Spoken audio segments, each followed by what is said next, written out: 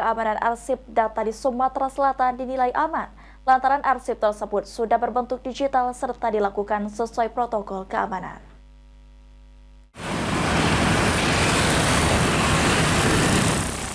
Pemusnahan arsip inaktif bertujuan untuk mengurangi jumlah arsip, sehingga tercipta efisiensi, efektivitas dalam penyelenggaraan kearsipan.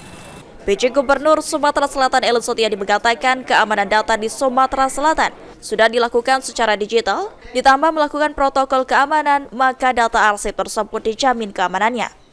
Ditambahkannya, kearsipan data di Sumsel telah masuk kategori 10 besar nasional.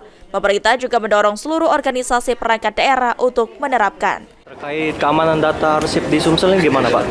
Ya, kalau sudah digital, kita kan sudah menerapkan beberapa protokol keamanan, insya Allah sudah aman.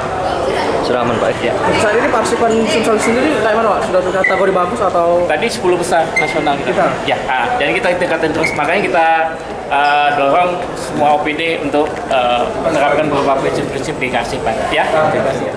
Lutfi Pal TV.